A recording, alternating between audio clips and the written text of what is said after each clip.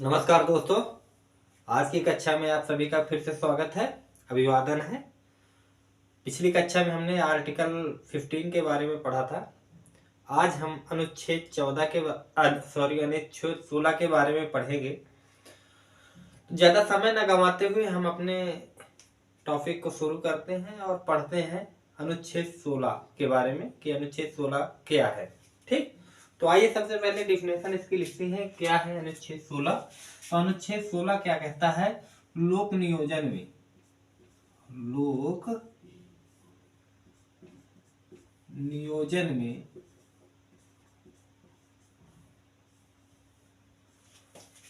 लोक नियोजन में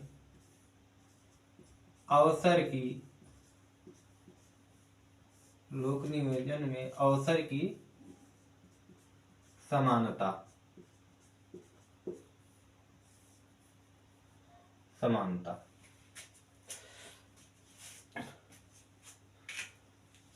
अनुच्छेद 16 कहता है लोक नियोजन में अवसर की समानता, यानी कि कोई भी राज्य में अगर कोई भी मतलब वैकेंसी या फिर कोई रिक्तियां होती हैं तो उसमें क्या होगा कि अवसर की समानता रहेगी। किसी भी व्यक्ति को ये नहीं कैटेगराइज किया जाएगा कि मतलब वो कैसे है कैसे नहीं है, उसका जाति धर्म क्षेत्र क्या है, ये सभी मिला के कुल मिला के भेदभाव नहीं किया जाएगा। इसका अर्थ यही निकलता है कि लोक नियोजन में अवसर की समानता होगी। अब देख लेते हैं धीरे धीरे पॉइंट वाइज कि अब आर्टिकल 16 क्लॉज 1 के बारे में पढ़ लेते हैं। ठीक, आर्टिकल 16 क्लॉज 1 कहता है, यानी कि अनुच्छेद 16 खंड 1 कहता है कि राज्य के अधीन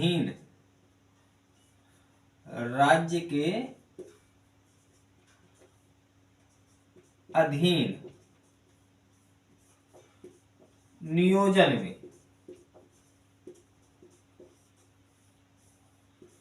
अवसर की समानता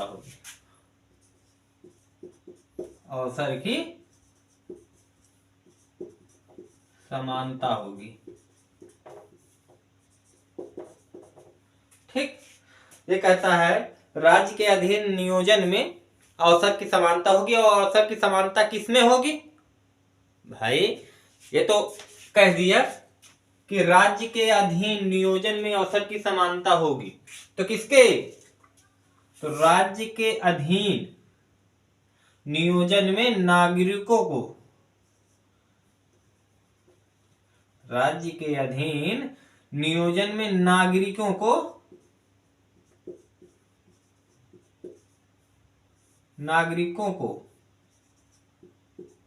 अवसर की समानता होगी। ठीक, ये ऐसे होगा, अवसर की समानता होगी। ठीक, या फिर हम इसको ऐसे कर सकते हैं,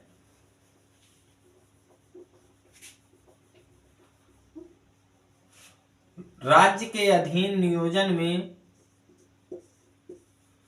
नागरिकों को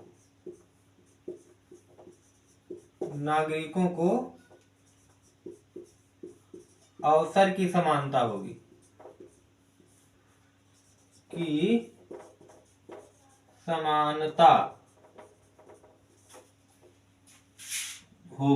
ठीक, इसका मतलब ये हुआ। ठीक, राज्य के अधीन नियोजन में नागरिकों को अवसर की समानता होगी, यानी किसी के साथ भेदभाव नहीं किया जाएगा, सभी को समान अवसर दिए जाएंगे, यानी कि अवसर की समानता होगी राज्य के अधीन। और इसी में कह देते हैं आर्टिकल 16 क्लॉज 2, यानी कि अनुच्छेद 16 खंड 2। ठीक, अब ये क्या कहता है? तो ये कहता है राज्य के अधीन नियोजन में राज्य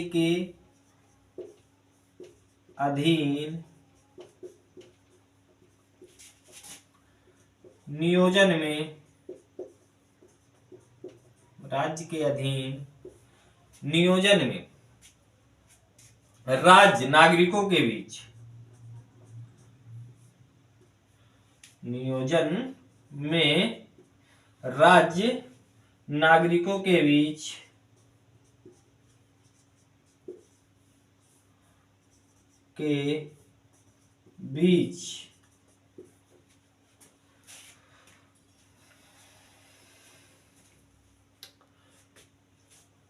राज्य के अधीन नियोजन में राज्य नागरिकों के बीच धर्म, मूल, वंश,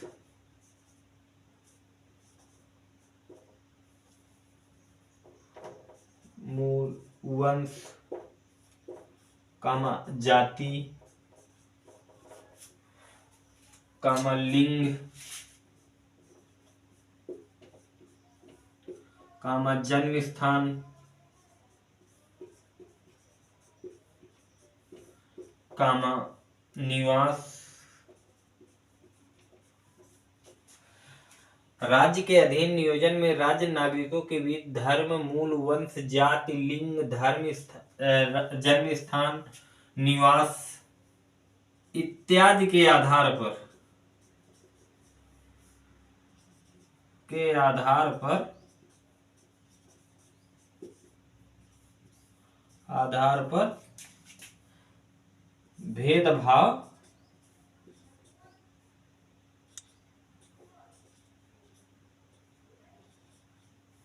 भेदभाव नहीं करेगा।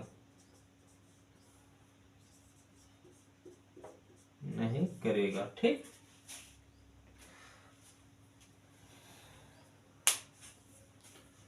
या नहीं किया जाएगा। राज्य के अधीन नियोजन में राज्य नागरिकों के बीच धर्म, मूल, वंश, जाति, लिंग, जन्म स्थान, निवास इत्यादि के आधार पर भेदभाव नहीं करेगा, अर्थात नहीं किया जाएगा। ठीक, तो आपको चीजें समझ में आ रही होंगी कि ये अनुच्छेद 16 का जो पूरा टर्म्स है कि लोक नियोजन में अवसर की समानता, इसके बिंदु आपको समझ में आने लगे होंगे। ये इन्हीं का फॉर्मेट है जो इसमें एक छोटे से प्लेटफॉर्म में सारा कुछ लिख दिया गया है। समझने के लिए ये खंड जो है तो वो दिए गए हैं कि विस्तृत रूप से व्यक्ति उसको समझ सके। ठीक, अब क्या है, अब देखो जैसे आर्टिकल 16 क्लॉज 3, अब ये क्या कहता है, देखो अब इसको भी समझना है। ठीक, जब ये चीजें सब सारी चीजें समझ जाएंगे तो हमारा पॉइंट 1 जो है आर्टिकल 16 के बारे में हम पूरी तरह से समझ जाएंगे। ठीक, तो इसमें कह रहा है संसद, देखो इसमें क्या कह रहा है, संसद कानून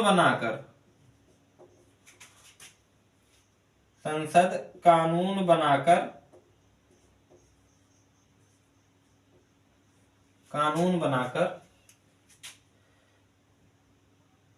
किसी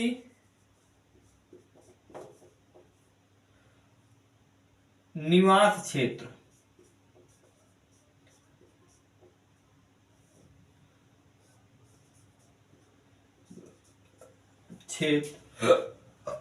संसद कानून बनाकर किसी निवास क्षेत्र को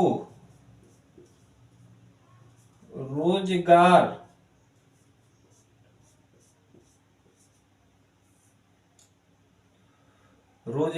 पाने की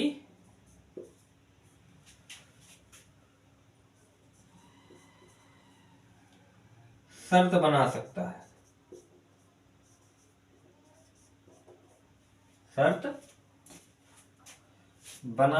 है।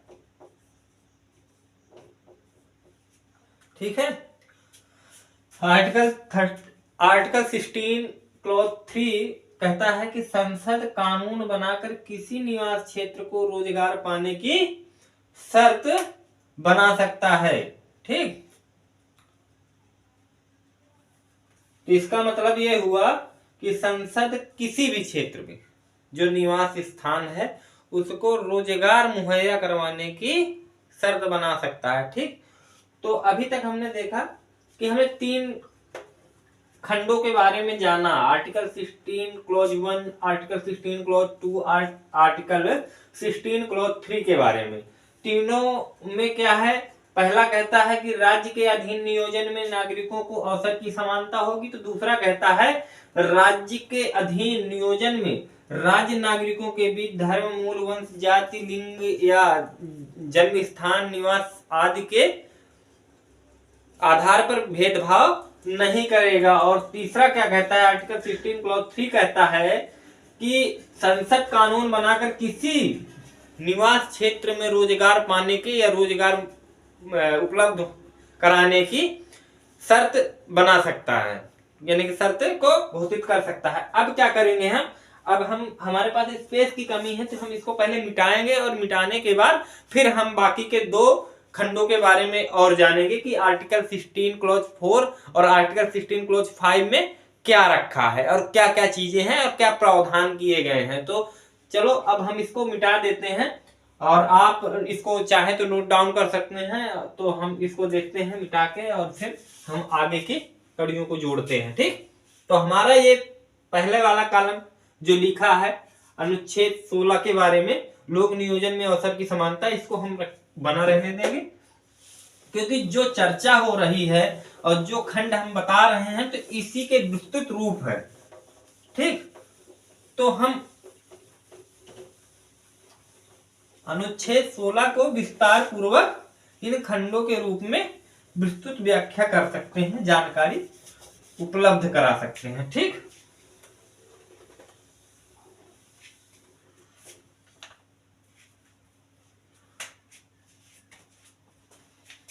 अब ये आर्टिकल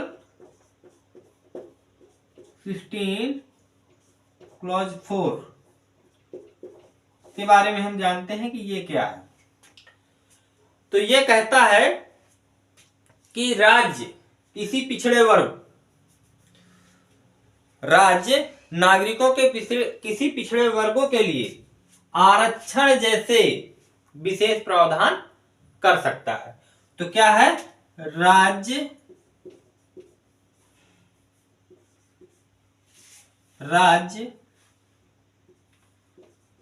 नागरिकों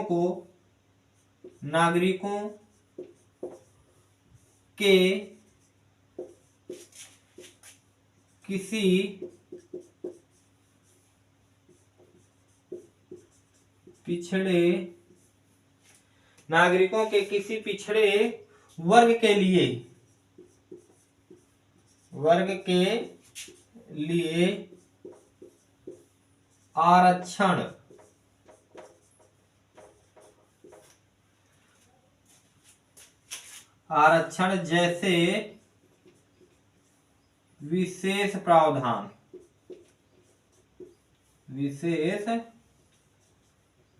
प्रावधान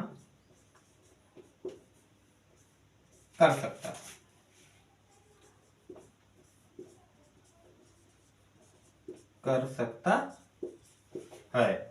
तो देखो आर्टिकल 16 क्लॉज 4 में ये निकल के आ गया कि राज्य नागरिकों के किसी पिछड़े वर्ग के लिए आरक्षण जैसे विशेष प्रावधान कर सकता है, यानी कि जो समानता का ये जो यहाँ पे अवसर की समानता है, तो अवसर की समानता कहीं ना कहीं यहाँ पे आपको दिखाई गई कि पिछड़े वर्ग के लिए आरक्षण में विशेष प्रावधान कर सकता है। जो निचला क्रम है हमारा, जो अत्यधिक मुख्य धारा से पिछड़े हुए लोग हैं, उनको मुख्य धारा में लाने के लिए सरकार क्या कर सकती है, संसद क्या कर सकती है, विशेष प्रावधान कर सकती है। किस लिए, आरक्षण के लिए, आरक्षण संबंधी विशेष प्रावधान कर सकती है, जिससे उन्हें मुख्य धारा में लाया जाए और समान क्रम में व्यक्तियों को एक समाज को स्थापित किया जा सके। इस वजह से हम क्या करते हैं, संसद इस तरह के प्रावधान को लागू करती है या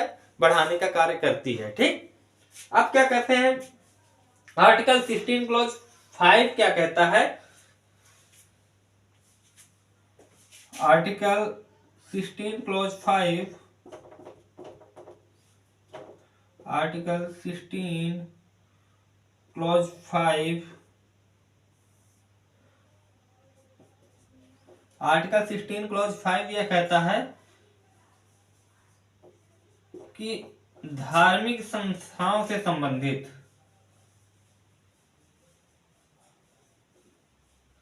धार्मिक संस्थाओं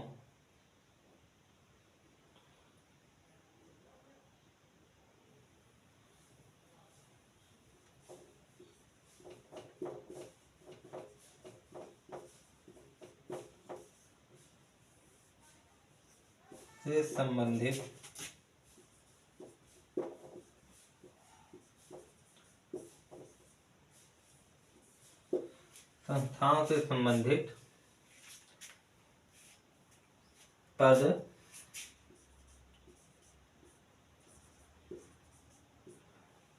उस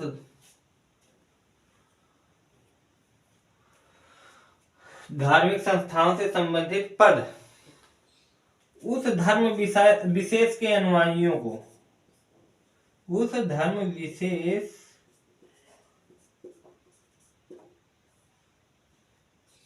के अनुयायियों के लिए आरक्षित होंगे। अनुयायियों के लिए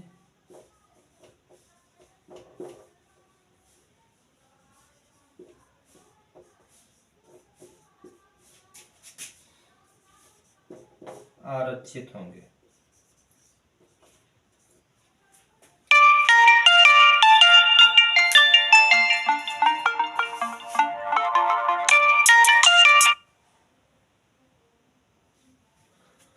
धार्मिक संस्थाओं से संबंधित पद उस धर्म विशेष के अनुयायियों के लिए आरक्षित किए जा सकते हैं या आरक्षित किए जा सकते हैं।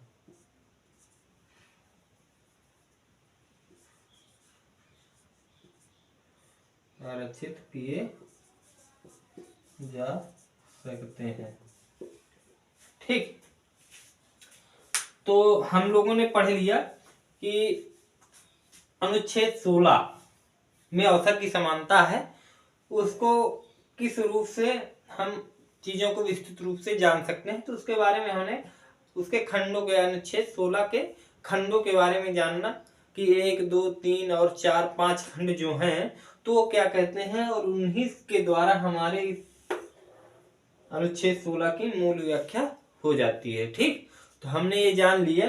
और अनुच्छेद